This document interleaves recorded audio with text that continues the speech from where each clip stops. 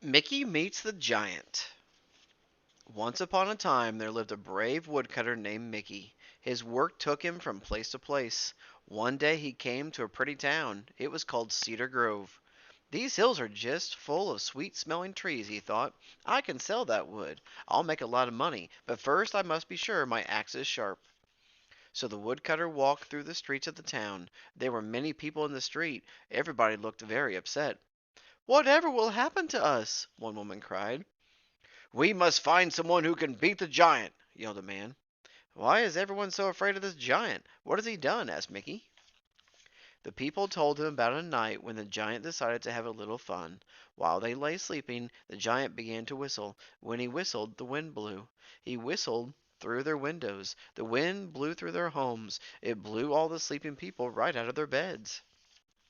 Mickey didn't like that story very much, and he didn't like the next one at all. One day the giant wanted to play. He jumped rope in the fields. They had just been planted. He made footprints all over the fields. That night it rained. The next day the field was covered with foot-shaped lakes.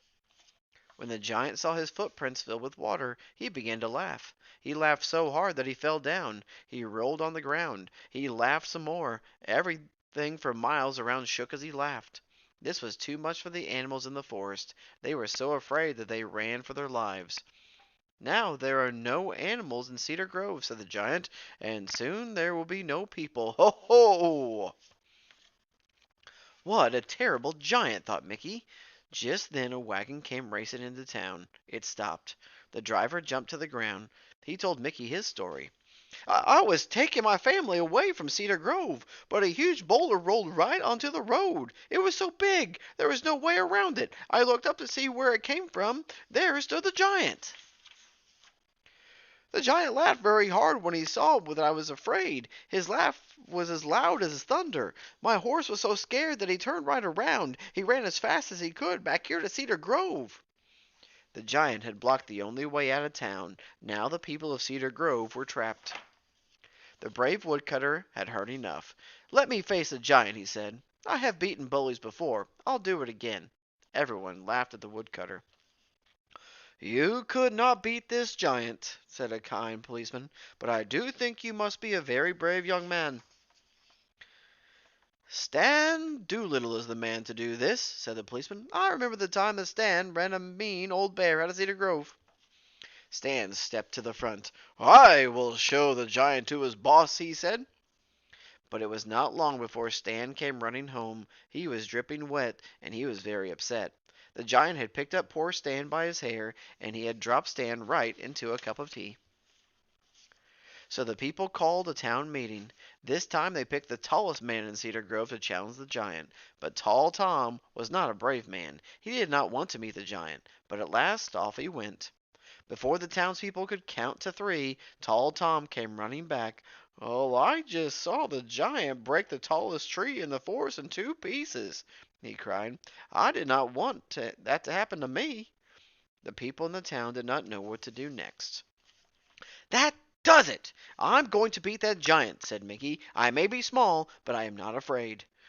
Before I go, I'll need three things. I'll need a bag, I'll need a drinking straw, and I'll need the whitest, roundest cheese in town. I have a plan." The people wondered what the woodcutter wanted with such things, but they gave him what he asked for. Then they told him how to find the giant. When the woodcutter got to the giant's cave, he looked everywhere, but he could not find the giant, so he walked into the deep, dark cave. There he found bats and rats, but there was no sign of the giant. The woodcutter decided to wait for the giant.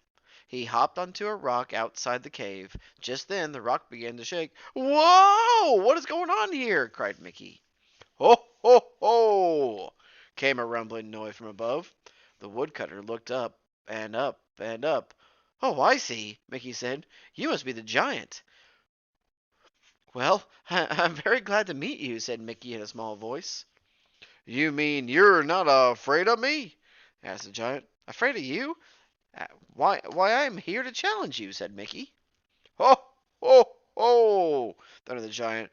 "Bigger men than you have tried to beat me. They have failed. I'll just have to show you how strong I am.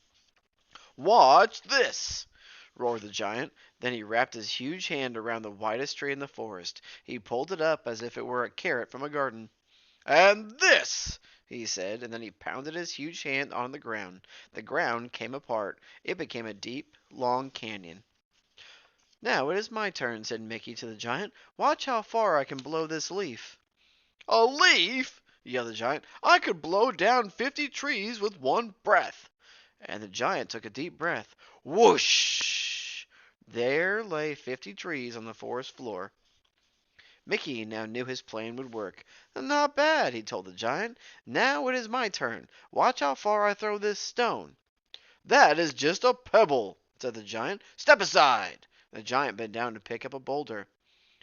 "That is such a tiny rock," cried Mickey. "Why not throw the one over there?" Mickey pointed to the very boulder that was blocking the road to Cedar Grove. The giant gathered all his strength. He threw that boulder far, far away, and now the road was not blocked. "My plan is working better than I had hoped," Mickey thought. He reached into his bag. He pulled out the straw. "Watch this," he said to the giant. "I'm going to drink all the water in this pond." "Straws and ponds are for weaklings," said the giant. "I can drink a lake." "Can you drink all those foot-shaped lakes in that planting field?" asked Mickey. "Watch me," said the giant, and with that he drank all the water in each and every lake.